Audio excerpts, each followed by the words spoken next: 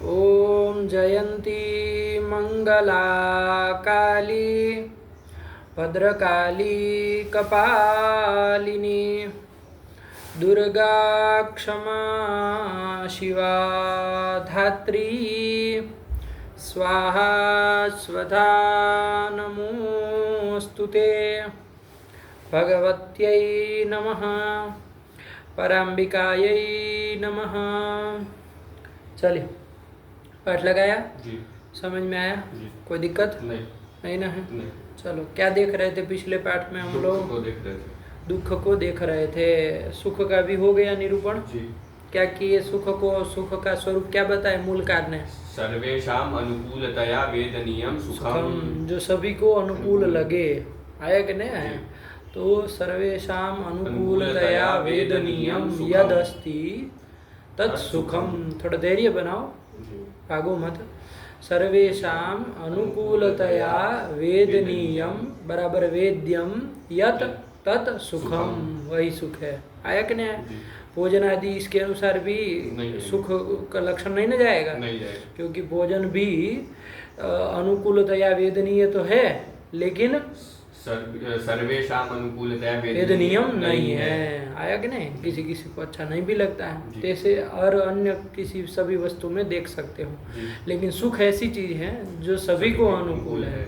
कोई ऐसा व्यक्ति नहीं है जिसको सुख अनुकूल न हो, अनुकूल न लगता हो, अनुकूल ही लगता है। तो अनुकूलतया सर्वेषाम अनुकूलतया वेदनीयम सुखम।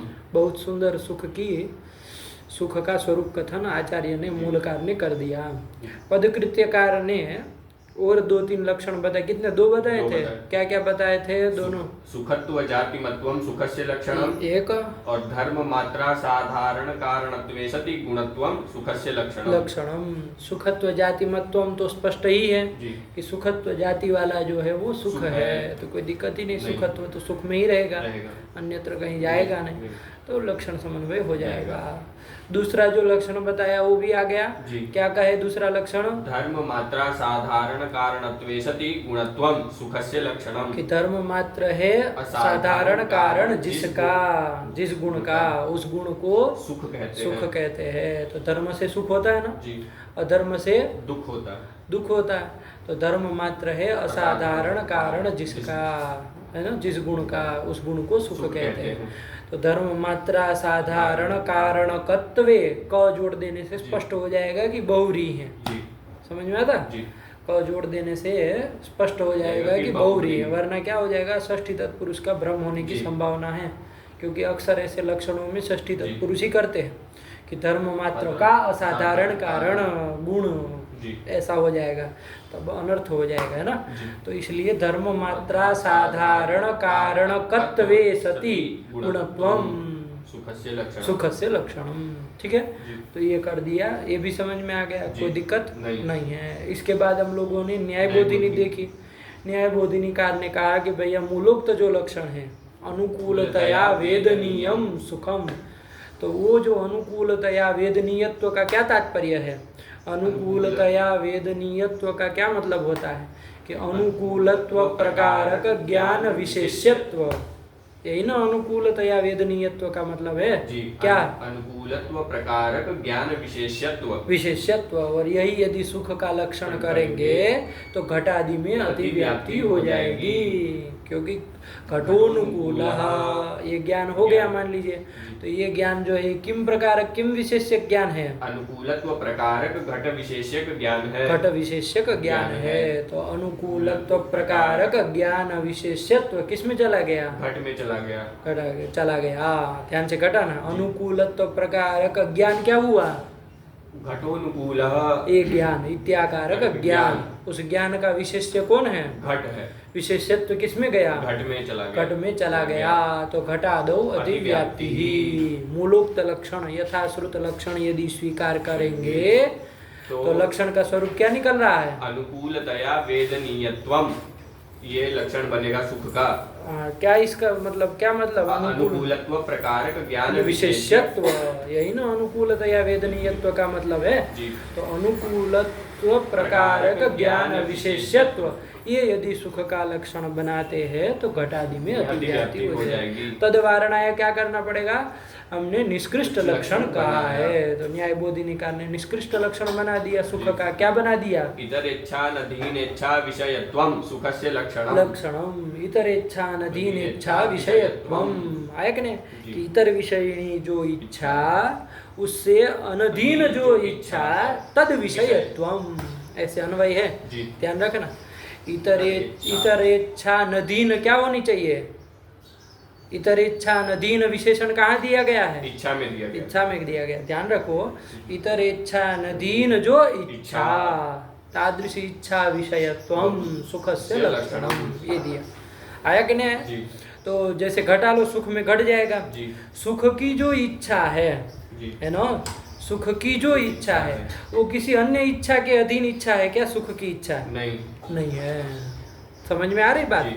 बोल मत देना खाली लक्षण घटाने के चक्कर में, जी। थोड़ा दिमाग भी लगाना जी। कि भाई ऐसा हो रहा है कि नहीं हो रहा है ना। जी। खाली घटाने के लिए बस नहीं है, नहीं है मत कर देना। अपने से विचार करो कि सुख की जो इच्छा है वो किसी अन्य इच्छा के अधीन है क्या?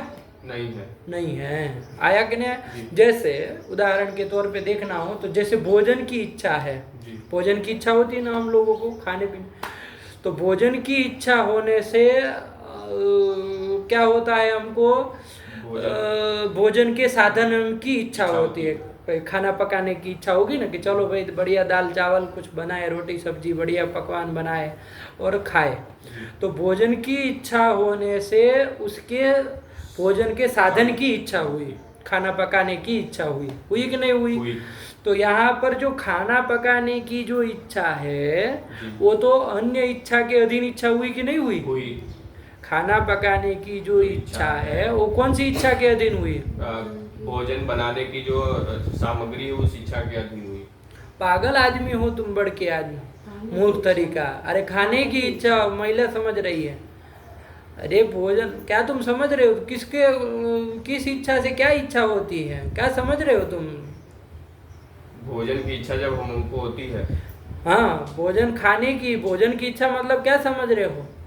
खाने की इच्छा। खाने की इच्छा जब होती है तो क्या करते हैं हम? भोजन की सामग्री ले आते हैं, भोजन बनाते हैं। भोजन बनाते हैं। खाना पकाने की इच्छा होती है कि नहीं होती?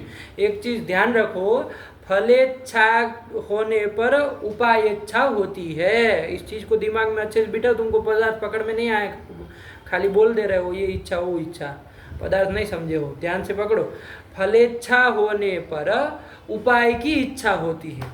अपने से लोक में देखिए, किसी भी फल की, मान लीजिए आपको धन की इच्छा है ना, फल की इच्छा, धन की इच्छा हुई मान लीजिए, तो धन की इच्छा होने से अब क्या होगा?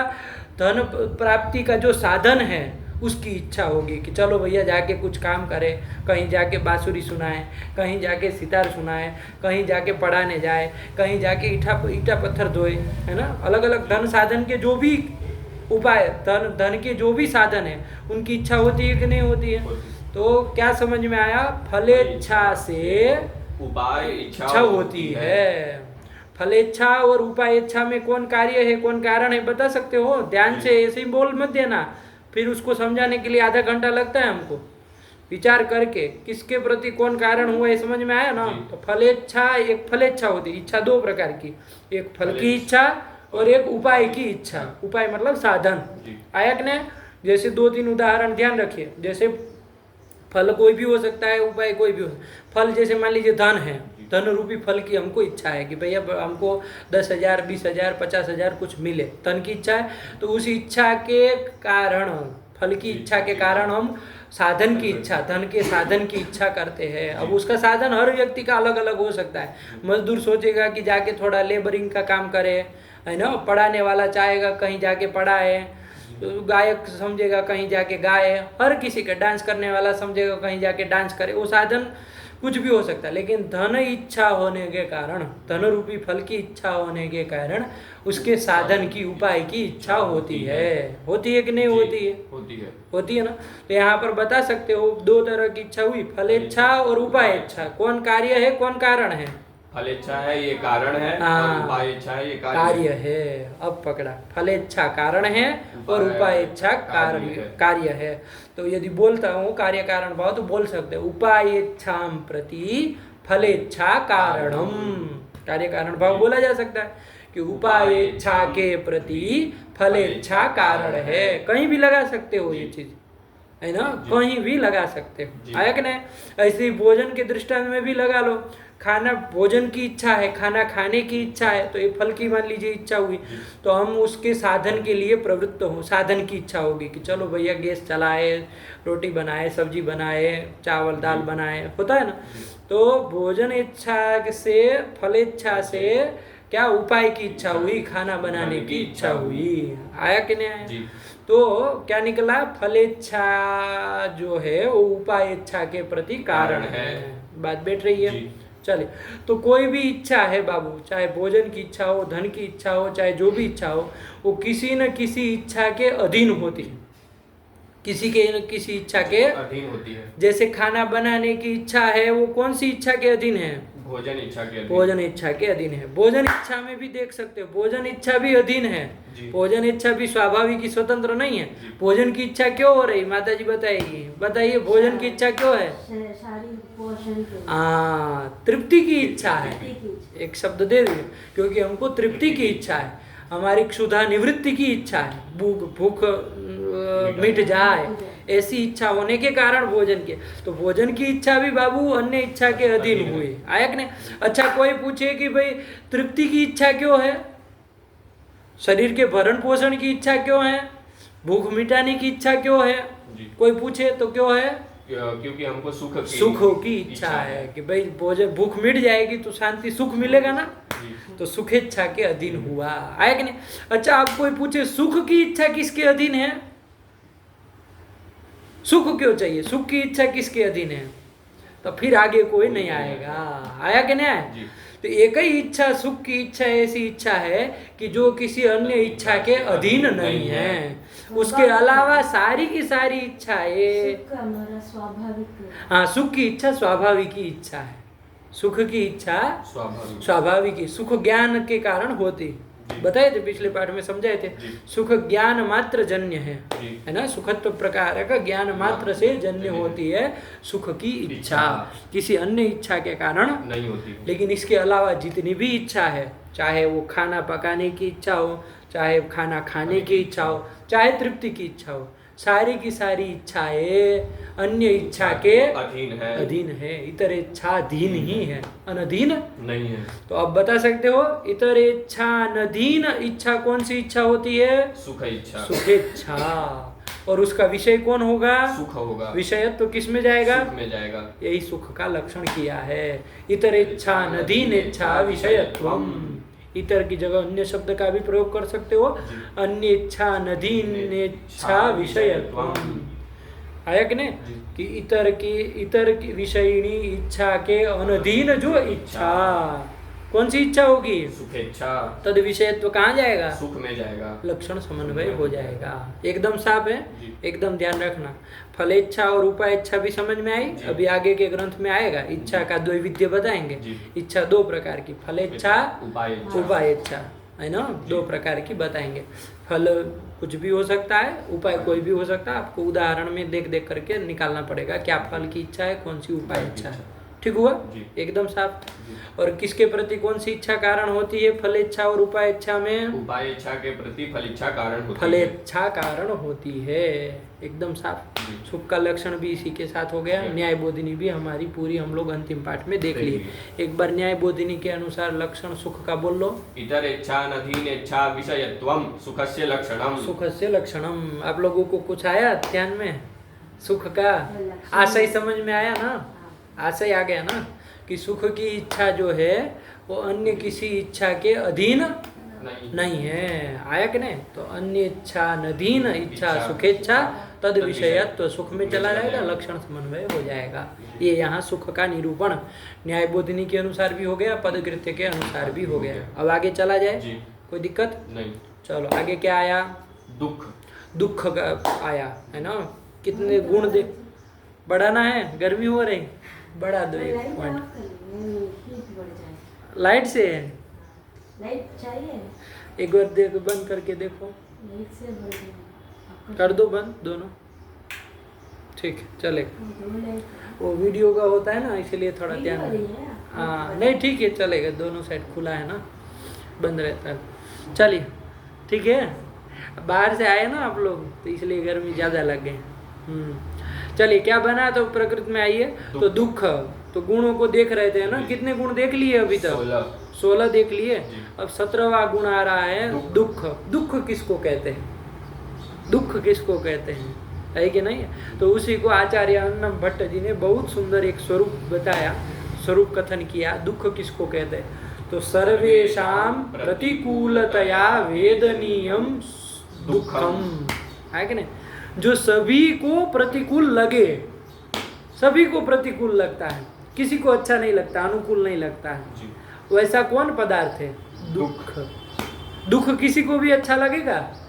आप अपने से विचार करिए, चाहे कोई भी जीव हो, कीड़ा मकोड़ा, छोटा मच्छर, कोई भी हो, किसी को भी दुख अच्छा लगेगा?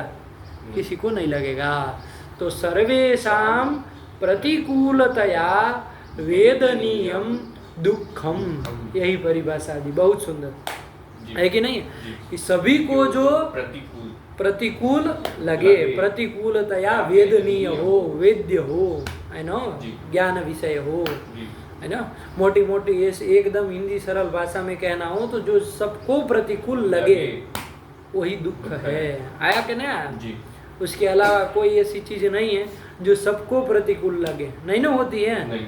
अपने से विचार करना, अतिव्याप्ति अव्याप्ति का थोड़ा दिमाग, न्याय का ग्रंथ मतलब पंक्ति पढ़ना नहीं होता, न्याय का ग्रंथ मतलब दिमाग खुला रख के विचार करना, कि अपने से विचार करना चाहिए कि भाई कहीं अतिव्याप्ति हो रही है कि नहीं हो रही है, ये लक्षण मनाए। कोई ऐसी चीज़ आपको ध्यान में आ रही है कि जो सभी को, दुख के अलावा, कि जो सभी को प्रतिकूल लगे? ऐसी कोई भी दुख ही होगा, आया कि नहीं? लेकिन उसके अलावा कोई ऐसी दूसरी चीज नहीं जो सभी को प्रतिकूल लगे, आया कि नहीं? चलिए, तो सर्वेषाम प्रतिकूलतया वेदनीयम दुखम, ये दुख का स्वरूप इन्होंने बताया। और इसके बाद पदकृत्य भी देख लिए थे, उसमें पदकृत्य भी किया ना कि सर्वेषाम यदि न दे, मूल ग्रंथ में सर्वेषाम न दे तो क्या बनेगा? दुख का स्वरूप क्या आएगा? प्रतिकूलतया वेदनीयम दुखम, आया कि नहीं? कि प्रतिकूलतया वेदनीय, प्रतिकूल रूप से जो वेदनीय है, वेद्य है, ज्ञेय है, वो दुख है। यही कहे तो सर्वेषाम देने की क्या जरूरत है? पदकृत्यकार ने प्रश्न किया, सर्वेषाम देने की क्या जरूरत है?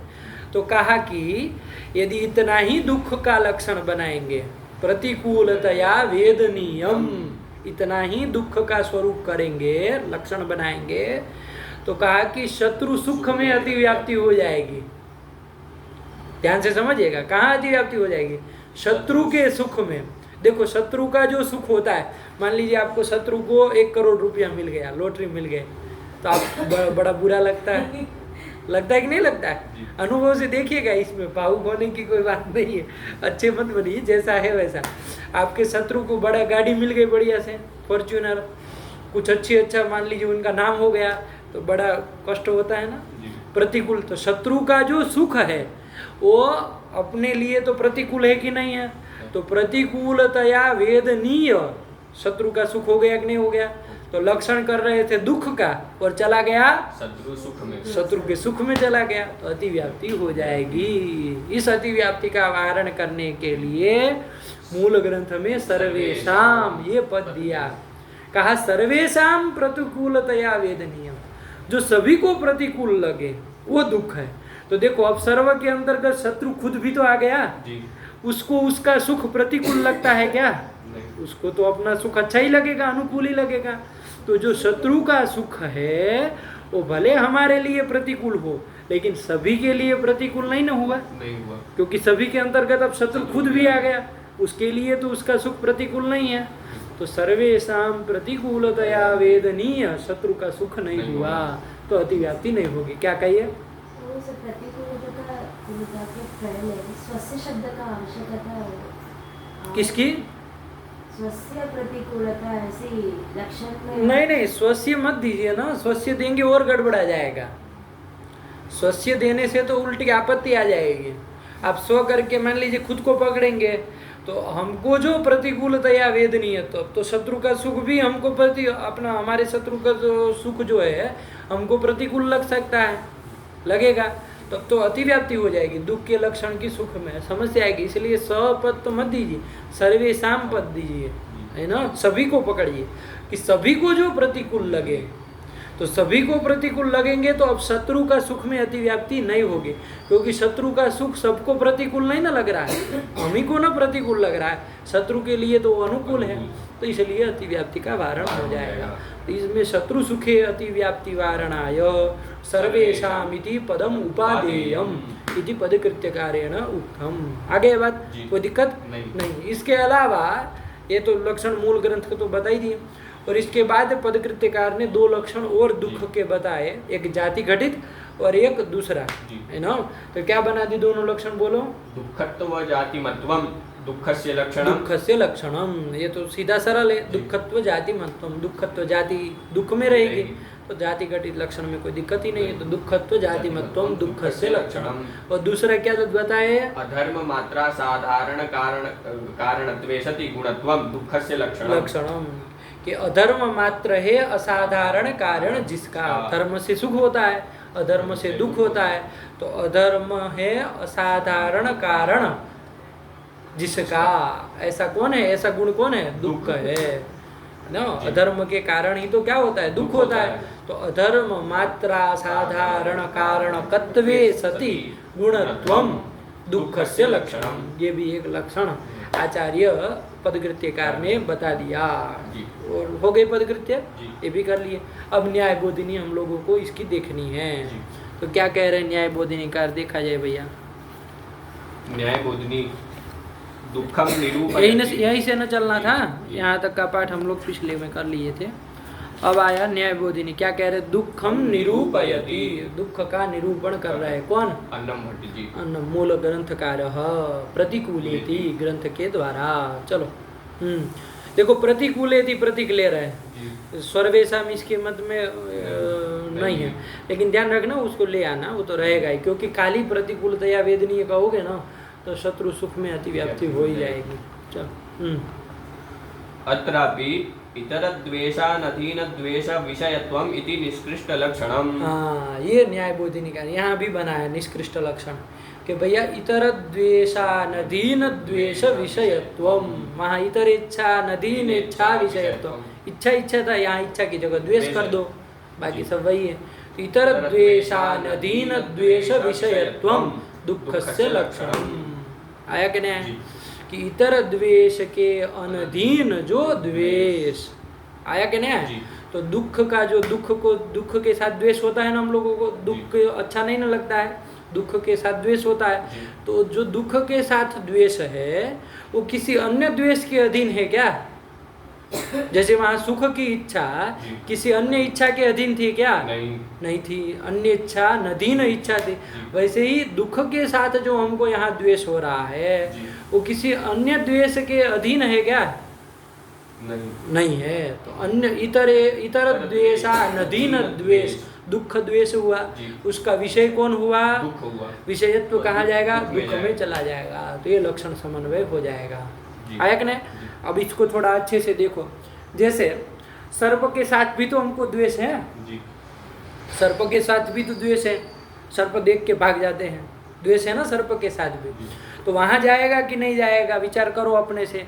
केवल यदि इतना ही लक्षण करते दुख का, द्वेष विषयत्वम, इतना ही यदि लक्षण करते, तब तो सर्प में अतिव्याप्ति हो जाती कि नहीं हो जाती। क्यों अतिव्याप्ति हो जाती, क्योंकि सर्प का भी द्वेष, सर्प के साथ भी हमको द्वेष है। तो द्वेष का विषय सर्प हो गया, द्वेष विषयत्वम सर्प में चला गया। लक्षण कर रहे थे दुख का, चला गया सर्प में, तो अतिव्याप्ति हो जाएगी, सर्पे अतिव्याप्ति।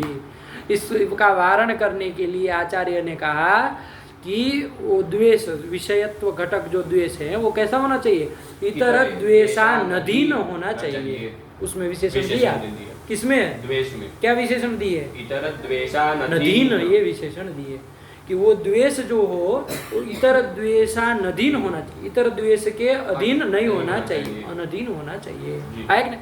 अब देखो सर्प का जो द्वेष है, सर्प के साथ द्वेष है निश्चित रूप से, लेकिन वो द्वेष जो है वो इतर द्वेष से अधीन है कि अनधीन है, इसको विचार करो।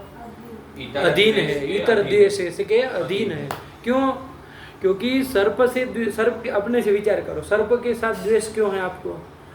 सर्प के साथ द्वेष इसलिए है क्योंकि काट लेगा तो दुख होगा हमको, आया कि नहीं। बिच्छू के साथ द्वेष है, क्यों? क्योंकि काट लेगा तो बड़ी पीड़ा देगा, दुख होगा। तो दुख, सर्पजन्य जो दुख है उसका दुख में द्वेष होने के कारण सर्प के साथ द्वेष होता है, आया कि नहीं आया। बिच्छू जन्य जो दुख है उसमें द्वेष होने के कारण, दुख द्वेष होने के कारण बिच्छू में द्वेष हो रहा है, समझ में आ रहा है, इसीलिए ना द्वेष हो रहा है। हाँ। तो सर्प के साथ जो द्वेष है, चाहे बिच्छू के साथ जो हमको द्वेष है, वो इतर द्वेष के अधीन है। इतर द्वेष दुख द्वेष, इतर कौन? दुख द्वेष, इतर द्वेष दुख द्वेष, उसके अधीन ही सर्प द्वेष है, बिच्छू का द्वेष है, आए कि नहीं। पता चल जाए आपको, मान लीजिए कि सर्प के अंदर जहर नहीं है, उसके काटने से कुछ नहीं होगा, तो बच्चे खेलते भी है सर्प के साथ, नहीं खेलते हैं। अरे सर्प को जो पालता है उसके तो घर में पड़ा रहता है टोकरी में, उसको तो कोई द्वेष नहीं है, बढ़िया अपने मतलब जहाँ सोता है वहाँ तक ले जाता है, कोई उसको द्वेष नहीं। क्यों? क्योंकि उससे उसको पता है कि उसको उससे कुछ दुख होने वाला नहीं है, दुख होने वाला नहीं है, तो इसलिए उसको वहाँ सर्प के साथ द्वेष नहीं होता है। जिसको भी सर्प के साथ द्वेष हो रहा है तो वो द्वेष अन्य द्वेष के अधीन ही है, स्वाभाविक द्वेष नहीं है। स्वाभाविक यदि सर्प के साथ द्वेष होता तब तो हर किसी को होना चाहिए, है ना। सर्प को, सर्पिणी के साथ भी द्वेष होना चाहिए, वो तो दोनों खेलते हैं बढ़िया, कोई दिक्कत नहीं है, अपना बढ़िया मिलजुल करके घूमते हैं, नहीं घूमते, दो सांप रहते हैं तो क्रीड़ा कलाप करते ही है अपना, तो उनको तो परस्पर में कोई द्वेष नहीं है। यदि स्वाभाविक सर्प द्वेष होता तब तो हर किसी को होना चाहिए, लेकिन स्वाभाविक नहीं है, अन्य द्वेष के अधीन ही द्वेष सर्प द्वेष है, चाहे बिच्छू द्वेष भी इतर द्वेष के अधीन ही है, अनधीन नहीं है। बात बैठ रही है, तो ध्यान में आया। अब जब ये द्वेष में आपने विशेषण दे दिया इतर द्वेषानधीन, तो अब सर्प आदि में अतिव्याप्ति नहीं होगी, आया कि नहीं। केवल द्वेष विषयत्व दुख का लक्षण करते तो सर्प आदि में अतिव्याप्ति हो जाती, लेकिन जब हमने द्वेष में विशेषण दे दिया क्या, इतर द्वेषानधीन, है ना, चाहे इतर द्वेषानधीनत्व, ये विशेषण जब द्वेष में दे दिया और लक्षण क्या बना दिया, इतर द्वेषानधीन द्वेष विषयत्वम, ये जब कर देंगे तो अब यहाँ पर सर्प आदि में, बिच्छू आदि में अतिव्याप्ति नहीं होगी, क्योंकि सर्प आदि के जात जो द्वेष है वो इतर द्वेषाधीन ही द्वेष है, इतर द्वेषानधीन द्वेष नहीं हुआ तो तद विषय तो नहीं जाएगा, अतिव्याप्ति का वारण हो गया। दुख में देख लीजिए समन्वय हो रहा है कि नहीं हो रहा है।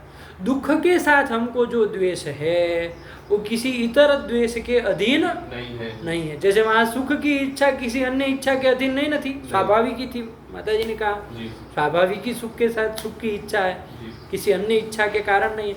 वैसे ही दुख के साथ द्वेष भी स्वाभाविक है, किसी अन्य द्वेष के, किसी अन्य के साथ द्वेषाधीन द्वेष नहीं है, वो समझ में आ रहा है। तो इधर द्वेषानधीन द्वेष, कौन सा द्वेष होगा, दुख द्वेष, तद विषय कौन होगा, दुख, विषय तो कहा जाएगा, दुख में जाएगा, लक्षण समन्वय हो जाएगा, यही न्याय बोधिनी कार ने कहा, आया कि नहीं।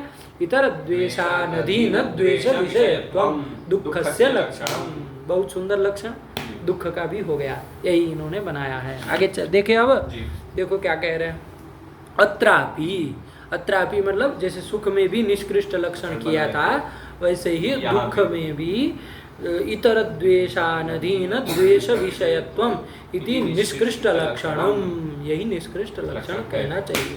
चलिए आगे क्या कह रहे हैं, द्वेष विषयत्व मात्रोक्त, वही बात जो अभी आपको बताया कि केवल दुख का लक्षण क्या कर दे, द्वेष विषयत्वम दुःखस्य लक्षणम, तो द्वेष विषयत्व मात्रोक्त सर्पादौ अतिव्याप्ति ही हो ही जाएगी।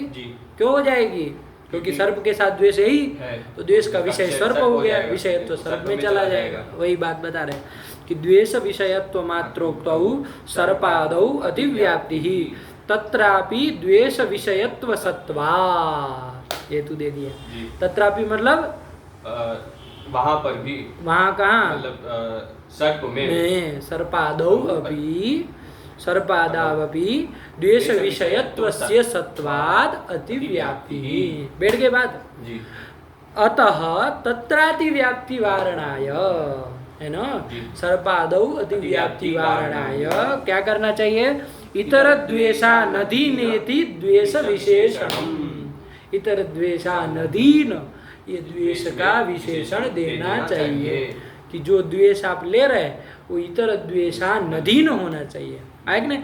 अब अतिव्याप्ति का वारण हो ही जाएगा, स्वयं भी बताएंगे, तुमको भी आ रहा है। जब ये विशेषण द्वेष में दे दोगे, क्या विशेषण, इतर द्वेषा नदीन, कहाँ दोगे, द्वेष में देंगे, देश में देंगे, तो लक्षण क्या बनेगा, इतर द्वेषा नदीन द्वेष विषयत्वम। जब ये बना दोगे तो अब सर्प आदि में अतिव्याप्ति नहीं होगी। क्यों नहीं होगी, क्योंकि अब दूसरा वाला द्वेष करके सर्प द्वेष नहीं ले सकते। क्यों नहीं ले सकते, क्योंकि जो सर्प द्वेष है वो इतर द्वेष के अधीन ही है, अनधीन नहीं है। हमको कैसा द्वेष लेना है, इतर द्वेषा नदीन द्वेष लेना है, अब नहीं लिया जा सकता, तो अतिव्याप्ति भी नहीं होगी। वही कह रहे इति द्वेष इतर द्वेषा नदीनेति द्वेष विशेषणम। सर्पजन्य दुखादौ द्वेषात् सर्पेपि द्वेषः, है ना, सर्प में जो द्वेष है वो सर्पजन्य दुख में द्वेष होने के कारण द्वेष है। इतर द्वेषाधीन है, उसी को सिद्ध कर रहे हैं।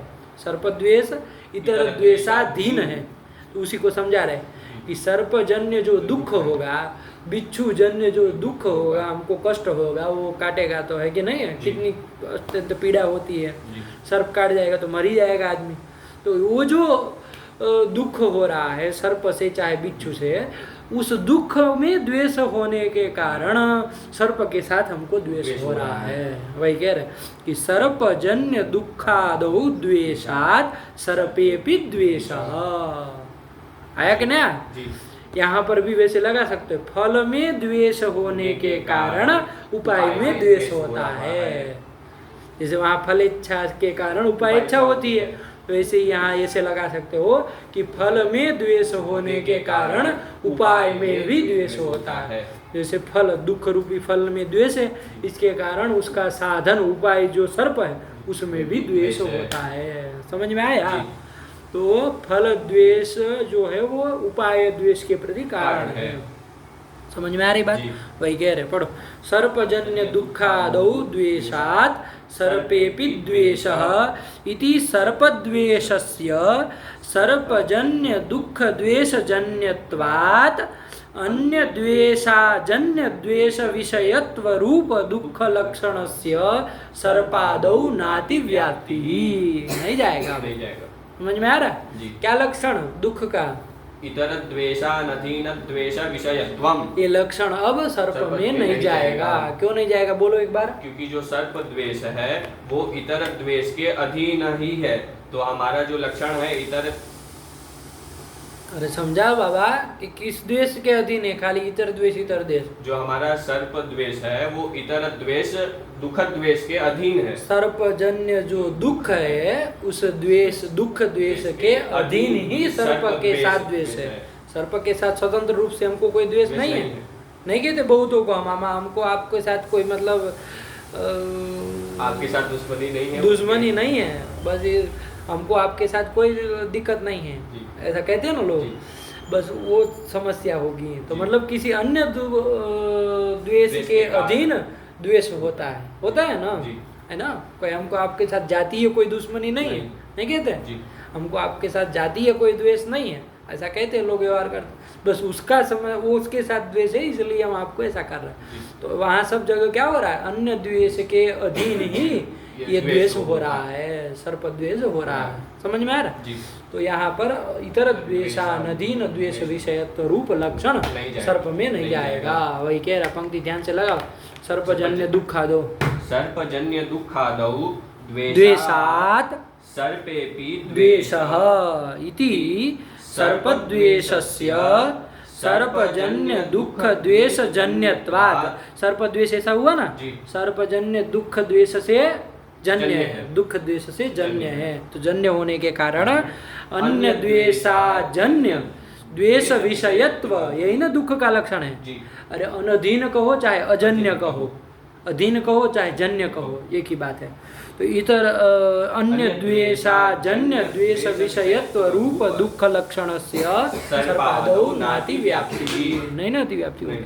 चलो वही कह दी। तो एक बार लक्षण बोल लो दुख का। इतर द्वेषानधीन द्वेष विषयत्वं दुःखस्य लक्षणम्। आपको आया, बोलो। दुःखस्य लक्षणम, यही बना। आपको माता जी ध्यान में आया लक्षण? बोलिए। क्या आपको गर्मी लगी है अभी? सर्दी लगी है? हाँ चलिए कोई नहीं। इतर द्वेषानधीन द्वेष विषयत्वम, एकदम सीधा सरल है ना, कोई ऐसी बात नहीं है। बस खाली द्वेष द्वेष सुन के उलझ नहीं जाना है, समझना है कि कहाँ क्या विशेषण है। चलिए आगे चले। क्या कह रहे, पढ़ो।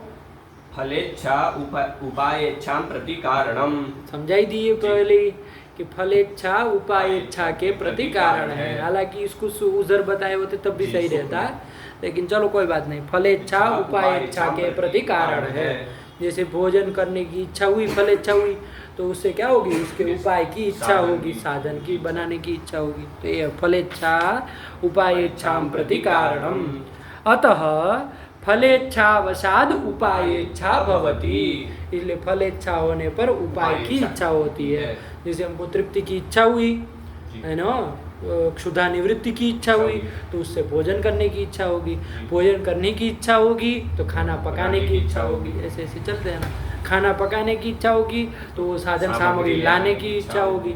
इस तरह से फलेच्छा से उपायेच्छा होती है। बैठे बात। ऐसे उधर देख लो कि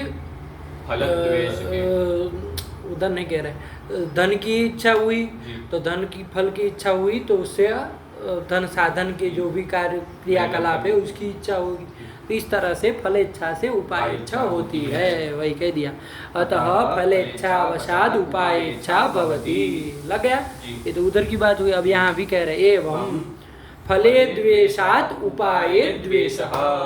इधर का भी बता दीजिए कि फल में द्वेष होने के कारण उपाय में भी द्वेष हो जाता है। आया कि नहीं? फल में द्वेष होने के कारण उपाय में भी द्वेष हो जाता है। जैसे सर्प में द्वेष क्यों है? क्योंकि उससे मिलने वाला जो फल है, दुख रूपी फल है, उसमें चूंकि हमको द्वेष है, इसलिए उपाय जो साधन जो सर्प है उसमें भी द्वेष हो रहा है। फले द्वेषात् उपाये द्वेषः, वही कह दी। एवं फले द्वेषात् उपाये द्वेषः। बैठ के बस। चलिए हो गई न्याय बोधिनी। ये दुख का भी निरूपण हो गया। एक बार बोल लोगे? पहले तो मूल कार्य के अनुसार दुख का स्वरूप कथन बोल लो, उसके बाद पदकृत्यकार ने 2 लक्षण दिए वो बोल लो, फिर न्याय बोधिनी के जी का एक निष्कृष्ट लक्षण, तीनों है, इतना बोल लो। सर्वेषां प्रतिकूलतया वेदनीयं दुःखम। ये तो मूल कार्य ने दुख का स्वरूप कथन कर दिया। चलो अब दुःखत्व जातिमत्वं दुःखस्य लक्षणम्। अधर्म मात्रा साधारण कारणकत्वे सति गुणत्वं दुःखस्य लक्षणम्। ये दोनों पदकृत्यकार के लक्षण आ गए। और न्याय बोधिनीकार का इतर द्वेषानधीन द्वेष विषयत्वं दुःखस्य लक्षणम्। बहुत सुंदर हो गया। इतर की जगह अन्य भी बोल सकते हो। इतर शब्द अन्य शब्द पर्याय है। आया कि नहीं? अन्य द्वेषानधीन द्वेष विषयत्वं, तो उसमें कबड़ा नहीं। चलो अब आगे चले। दुख के बाद अब कौन गुण आया? इच्छा। इच्छा आया ना? बोलो तो जरा गुण गिनते भी जाना, कितने हो गए दुख तक? रूप रस गंध स्पर्श संख्या परिमाण पृथक्त्व संयोग विभाग परत्व अपरत्व गुरुत्व द्रवत्व स्नेह शब्द बुद्धि सुख दुख। कितने हो गए? 17 हुए। और अब आया इच्छा। इच्छा आया। इच्छा किसको कहते हैं भैया? है ना? कब से इच्छा की चर्चा तो पहले से कर रहा है। इच्छा क्या चीज है? इच्छा किसको कहते हैं? तो अन्नम भट्ट जी ने बताया इच्छा काम। काम को ही इच्छा कहते हैं। काम मतलब कामना। कामना कहो, काम कहो, इच्छा कहो, एक ही बात है। तो पर्याय बता दिया और तो कुछ नहीं किया है ना, ज्यादा तो कुछ नहीं। इच्छा काम, इच्छा किसको कहते हैं? काम को ही, कामना को ही इच्छा कहते हैं, है ना। चलो वही कर दिया। फिर इच्छा के बाद कौन आया?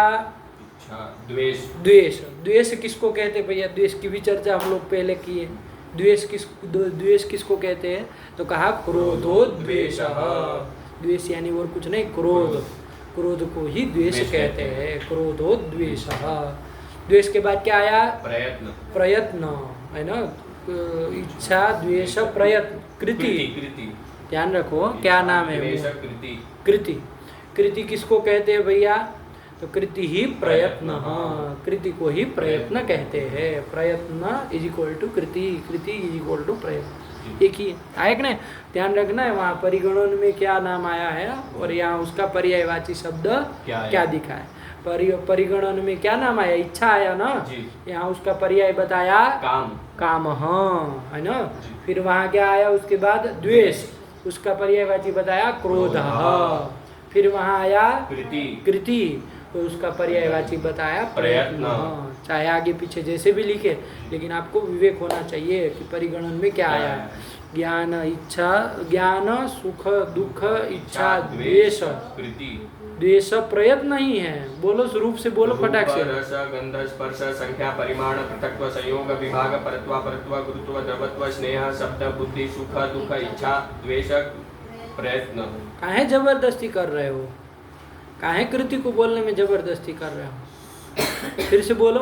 रूप, रस, गंध, स्पर्श, संख्या, परिमाण, पृथक्त्व, संयोग, विभाग, परत्व, अपरत्व, गुरुत्व, द्रवत्व, परत्व, अपरत्व। हाँ, तो ऐसे सुनाई ना देना चाहिए पंडित जी। ऐसे परत्व परत्व बोल के फिर हमको दिखा रहे हो कि अपरत्व, ये कौन मतलब है? फिर से बोला। रूप, रस, गंध, स्पर्श, संख्या, परिमाण, पृथक्त्व, संयोग, विभाग, परत्व, अपरत्व, गुरुत्व, द्रवत्व, स्नेह, शब्द, बुद्धि, सुख, दुख, इच्छा, द्वेष, प्रयत्न। धर्म अधर्म, तो प्रयत्न ना आया, इसीलिए तो कह रहे ध्यान दो। वहाँ परिगणन में क्या आया? एक बार चतुर्विंशति गुणा हमें देखो तो क्या लिखा है, वरना हर बार भ्रम करते रहोगे। प्रयत्न नाम आया, कृति नाम आया, दोनों है एक ही चीज है, लेकिन परिगणन में क्या नाम है ये पता होना चाहिए ना। प्रयत्न ही आया है, आया ना। तो उसका पर्याय बताया कृति ही। प्रयत्न मतलब क्या? तो कृति ही, आया कि नहीं? चलिए, तो ये तीनों का एक ही साथ में मूल ग्रंथ में बता दिया है ना। इच्छा काम, क्रोधो द्वेष, कृति ही प्रयत्न। इच्छा का पर्याय बताया काम, फिर द्वेष का पर्याय बताया और प्रयत्न का पर्याय बताया कृति ही। एकदम साफ, कोई दिक्कत नहीं है। चलो अब पदकृत्य देखे। मूल में तो इतना ही था। पदकृत्यकार क्या कह रहे? न्याय बोधिनी है इसमें? नहीं है। चलो कोई बात नहीं, ये पदकृत्य देखो। पदकृत्य इच्छाम निरूपयति। इच्छाम निरूपयति, अब इच्छा का निरूपण कर रहे हैं, है ना। दुख का निरूपण करने के बाद अब इच्छा गुण का निरूपण कर रहे हैं। क्या? इच्छेति, इस ग्रंथ के द्वारा इच्छा काम। चलो इच्छाम निरूपयति, इच्छेति, काम इति पर्यायः। काम इति पर्यायः, इच्छा का ही पर्याय है काम। हाँ, हमने कह दिया कामना, काम जो पर्यायी। चलो लक्षण करना हो तो क्या करेंगे भैया? ये तो आपने पर्याय बताया इच्छा का, कि इच्छा मतलब काम। इच्छा का लक्षण कोई कहे इच्छा का लक्षण करिए, तो उसको बताने जा रहे हैं। पढ़ो। इच्छात्व जातिमति इच्छा। इच्छात्व जातिमति इच्छा, जाति घटित ही कर दे रहे। तो इच्छात्व जातिमत्वम इच्छायाः लक्षणम, यही ना बन जाएगा। इच्छात्व इच्छा में ही रहेगा, तो इच्छात्व जातिमत्वम इच्छायाः लक्षणम, यही कर देंगे। नहीं आया? चलो चलो। इच्छात्व जातिमति इच्छा सा द्विविधा। हाँ, सा मतलब इच्छा। इच्छा द्विविधा, इच्छा दो प्रकार की होती है। क्या क्या बता सकती हो? अभी बताया था हमने दो। हाँ पढ़ो, देखो वही आ रहा है। सात द्विविधा, फलेच्छा उपायेच्छा च। आया ना। वो इच्छा दो प्रकार की है, फलेच्छा और उपायेच्छा। आया ना। फलेच्छा कौन सी है, उपायेच्छा कौन सी है? तो देखो बता रहे। फलम सुखादिकम, उपायो योगादि। योगादि। फल क्या है? तो सुखादि, आदि से और भी ले सकते हो, खाली सुखी थोड़ी ना फल है। जी। है ना। चरम फल तो सुख ही होता है जी। है ना, लेकिन उसमें पूर्व पूर्व में फल जैसे धन फल हो गया, तृप्ति फल हो गई, है ना, ये सब फल हो गया कि नहीं हो गया। तो फलम सुखादिकम, और उपाय क्या है, योगादि ही, अरे यागादि ही कह दिया, योग लिख दिया है जी। योग कर दिया, यागादि ही। अरे फल सुख है मान लीजिए, तो उसका उपाय क्या है, याग। अरे अग्निहोत्र आदि याग करेंगे तो सुख होगा, स्वर्ग होगा, तो फल हो गया स्वर्ग, और उसका उपाय है याग। मान लीजिए फल होगा तृप्ति, तो उसका उपाय होगा भोजन। मान लीजिए फल होगा धन, तो उसका उपाय होगा परिश्रम। जो भी हो, तो इस तरह से देख लेना है। फल भी कुछ हो सकता है आदि से, और उपाय भी जो भी हो सकता है अपने देख लेना। तो फलेच्छा और उपाय इच्छा करके इच्छा दो प्रकार की, फल विषयिणी इच्छा और एक उपाय विषयिणी इच्छा। इच्छा द्विविधा हो गया। पढ़ो पढ़ो पढ़ो। सात विविधा फलेच्छा उपायेच्छा च फलम सुखादिकम उपायो यागादिहि। वो योग भी रहे तो कोई दिक्कत नहीं है, योग से भी तो सुख होता है। अरे योग सिद्धि होती है, अष्टांग योग जो सिद्ध कर लेता है तो सुख मिलता है उसको। आया कि नहीं, निर्वाण कैवल्य की प्राप्ति होती है। तो योग यदि वो होगा तो कैवल्य जो है वो फल हो जाएगा, है ना। तो इस तरह से हो जाएगा। लेकिन याग आदि पाठ ज़्यादातर मिलता है, लेकिन चलेगा, चलो कोई दिक्कत नहीं। द्वेषम निरूपयति। अब इच्छा का निरूपण हो गया, अब द्वेष का निरूपण कर रहे हैं। द्वेषम निरूपयति क्या भैया, क्रोध इति, क्रोध इत्यादि ग्रंथ के द्वारा क्या कहा, क्रोधो द्वेष, है ना, कि द्वेष किसको कहते हैं, क्रोध को कहते हैं। तो पर्याय ही बता दिया, तो क्रोध इति पर्यायः। चलो आगे क्या कह रहे हैं, द्वेष इति अनुभव सिद्ध। क्या द्वेष इति, पढ़ना नहीं आता है, द्वेष्टि। हाँ, तो उसको द्वेष पढ़ते हो, द्वेष्टि को। द्वेष्टि इति अनुभव सिद्ध द्वेषत्व जातिमान द्वेषः। मान में कर देना, लक्षण बता रहे हैं। अब मूल में तो पर्याय बता दिया, द्वेष किसको कहते हैं, तो क्रोधो द्वेषः, क्रोध करके पर्याय बताए। पदकृत्य का लक्षण बता रहे हैं।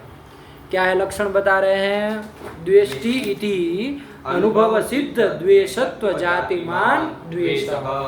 तो कुछ नहीं, द्वेषत्व जातिमत्वम द्वेषस्य लक्षणम, यही सीधा सरल जाति घटित लक्षण, द्वेषत्व जातिमत्वम द्वेषस्य लक्षणम।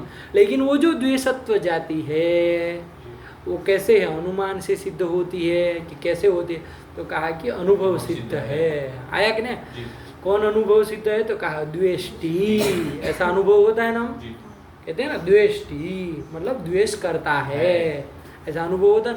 इत्या द्वेष्टि इत्याकारक जो अनुभव, उस अनुभव से सिद्ध ही द्वेषत्व जाति है। और तादृश द्वेषत्व जातिमत्वम द्वेषस्य लक्षणम। नहीं आया कुछ नहीं, द्वेषत्व जातिमत्वम लक्षण यही करना था बस। वो द्वेषत्व जाति जो है वो अनुभव सिद्ध है। कौन से अनुभव से, द्वेष्टि इत्याकारक, द्वेष करता है। हिंदी में बोलेंगे तो द्वेष करता है, और संस्कृत में बोलेंगे तो द्वेष्टि। इत्याकारक जो अनुभव, नहीं कहते देवदत्त द्वेष्टि, देवदत्त द्वेष कर रहा है। चैत्र द्वेष्टि, चैत्र द्वेष कर रहा है। तो इत्याकार, अहम द्वेष्टि मत बोल देना, क्या बनेगा द्वेष्मि, द्वेष्टि क्या बनेगा, व्याकरण भी तो है, सिद्धांत कौमुदी हो गई ना। बोलो द्वेष्टि का लकार बोलो पूरा, उत्तम पुरुष एक वचन क्या बनेगा, लट लकार। अरे द्वेष्टि में नहीं समझ में आ रहा है, परस्मय पति है। वो कह रहे, चलिए अभी विषयांतर मत करिए, बता रहे अभी क्या है, द्वेष्मि, द्वेष वह, द्वेष वह। हाँ, विचार करके बोलो, ऐसे ही खाली तुक्के मत मार दो, व्याकरण का फंस जाएगा। आया कि नहीं, तो मैं द्वेष कर रहा हूँ, इत्याकार के जो अनुभव है उस अनुभव से सिद्ध जो जाति है द्वेषत्व जाति है। तादृश द्वेषत्व जाति मत्वम द्वेषस्य लक्षणम, यही कर दिया। क्या कह रहे हैं आप, द्वेषत्व जाति मत्वम। हाँ, तो इसमें जाति क्या चीज़ है, उसको जाति का अब आगे आने वाला है, अब इसी में आने वाला है। जाति को, सामान्य को ही जाति कहते हैं, और परम परम चेति द्विविधम सामान्यम करके मूल ग्रंथ तो हम लोग पढ़े ही हैं, कराई ही है, लेकिन मुख्य रूप से जाति का लक्षण क्या है? नित्यम एकम अनेकानुगतम सामान्यम। अभी आगे मूल ग्रंथ में आ रहा है तो तब स्पष्ट करेंगे, अभी उसको खींचने का कोई मतलब नहीं, क्योंकि अब अनुपद ही आ रहा है ना।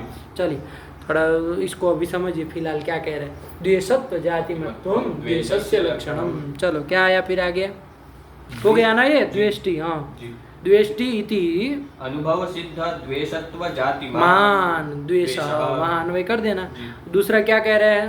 द्विष्ट साधनता ज्ञान जन्य गुणो वा द्वेष, ये दूसरा लक्षण। और एक द्विष्ट साधनता ज्ञान जन्य गुण द्वेष, दूसरा लक्षण।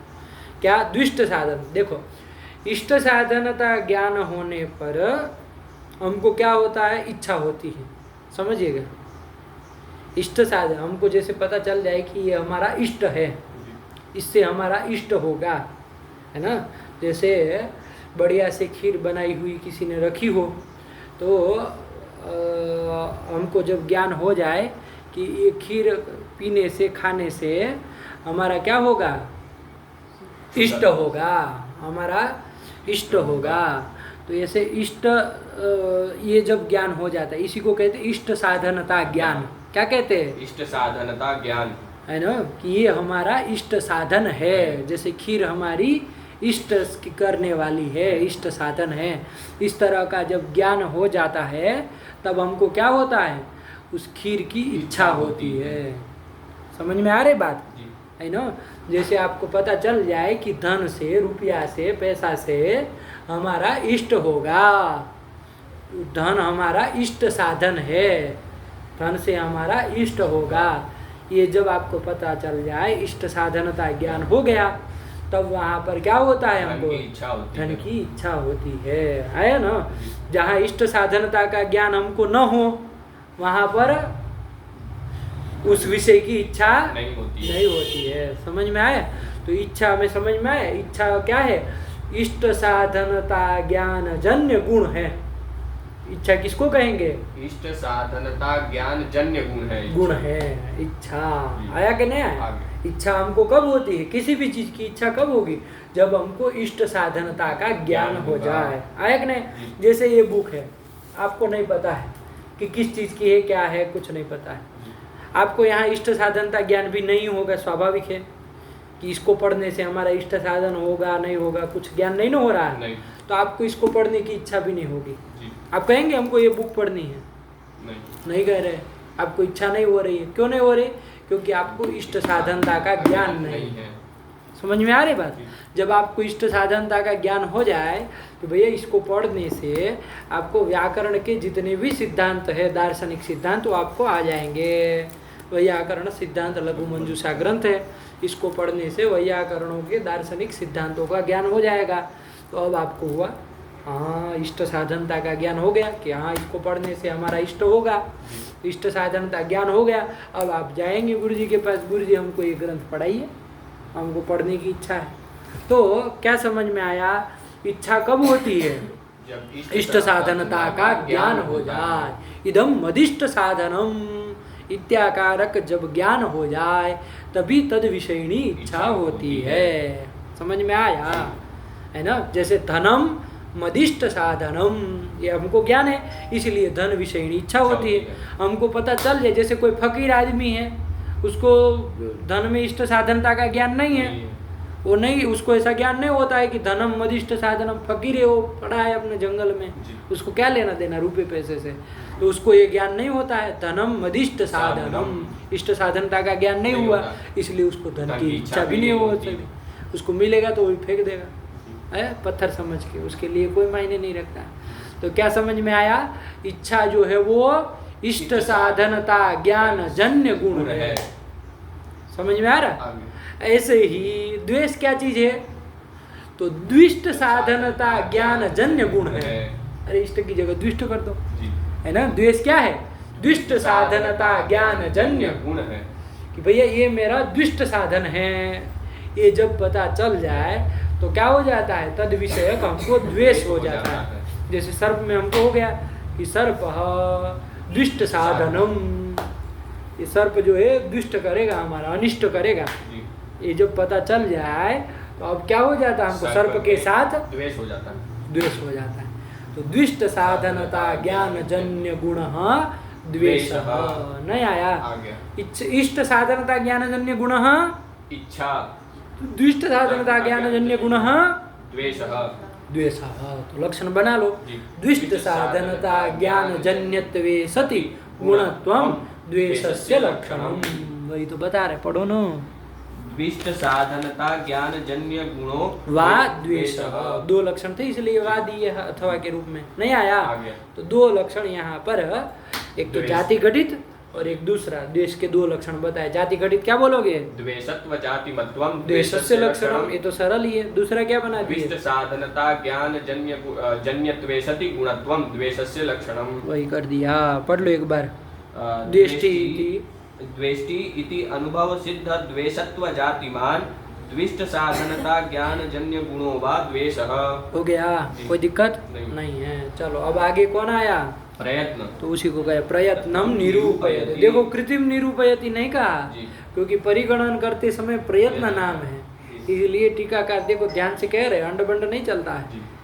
प्रयत्नम निरूपयति, अगले ग्रंथ के द्वारा प्रयत्न का निरूपण कर रहे हैं। किस ग्रंथ के द्वारा? कृति रीति। कृति ही प्रयत्न, इस ग्रंथ के द्वारा प्रयत्न का निरूपण कर रहे हैं। चलो आ गया। प्रयत्न का लक्षण क्या होगा? मूल में तो खाली पर्याय शब्द बता दिया था, प्रयत्न कृति ही। आया कि नहीं? लक्षण क्या होगा तो उसी को बता रहे। क्या कह रहे हैं? प्रयत्नत्व जातिमान प्रयत्न। जाति घटित लक्षण तो सरल ही होता है, कोई दिक्कत ही नहीं है। प्रयत्नत्व जातिमत्वम प्रयत्नस्य लक्षणम। क्या बोलोगे? प्रयत्नत्व जातिमत्वम प्रयत्नस्य लक्षणम। प्रयत्नत्व जाति कहाँ रहेगी? प्रयत्न में रहेगी। तो जातिमत्वम प्रयत्न में लक्षण समन्वय हो जाएगा। तो ये तो लक्षण सरल है, सीधा है। क्या कह रहे आगे? सत्रिविधः। सत्रिविधः, वो प्रयत्न का त्रैविध्य बता रहे हैं। बहुत अच्छा सुंदर विभाग कर रहे हैं प्रयत्न का। अब उसको समय भी हो गया है, 1 घंटा होने आया। अब पाठ को यहाँ रोके, इसका त्रैविध्य अगले पाठ से देखते हैं, है ना, कि भाई वो प्रयत्न 3 प्रकार का क्या क्या है। सह प्रयत्न त्रिविधः, क्या क्या एक बार भेद बोल लो खाली। सत्रिविधः प्रवृत्ति निवृत्ति जीवन योनि भेदात्। फिर से पढ़ो। प्रवृत्ति निवृत्ति जी क्या जी? सत्रिविधः। सत्रिविधा। अरे आगे गुरु वर्ण होता है, संयोग होता है, तो इसको गुरु बोला जाता है। क्या? सत्रिविधा। सत्रिविधः प्रवृत्ति निवृत्ति जीवन योनि भेदात्। फिर से। सत्रिविधः प्रवृत्ति निवृत्ति। हाँ, निर्वृत्ति निर्वृत्ति 2 बार बोले इसलिए टोके। निवृत्ति। सत्रिविधः प्रवृत्ति निवृत्ति जीवन योनि भेदात्। प्रयत्न 3 प्रकार का है। एक तो प्रवृत्ति नामक प्रयत्न, एक निवृत्ति नामक प्रयत्न, और तीसरा जीवन योनि, है ना। जीवन का योनि मतलब कारण, जीवन कारणीभूत प्रयत्न। तो इस तरह से प्रयत्न 3 प्रकार का। क्या क्या? प्रवृत्ति निवृत्ति। देखो देखो क्या रर बोल रहे हो, अकलाते होगा नहीं। प्रवृत्ति निवृत्ति हाँ। जीवन योनि। जीवन योनि, ये 3 भेद होते हैं। प्रवृत्ति किसको कहते हैं? तो सरल है। क्या कह रहे हैं? इच्छा जन्यो गुणः प्रवृत्ति ही। इच्छा जन्य जो गुण है वो प्रवृत्ति है। चलो अब अगले पाठ में करेंगे। 3 भेद आ गए ना, अगले पाठ में इसके त्रैविध्य को समझेंगे। रखा जाए पाठ। भगवत्यै नमः, पराम्बिकायै नमः। अस्तु।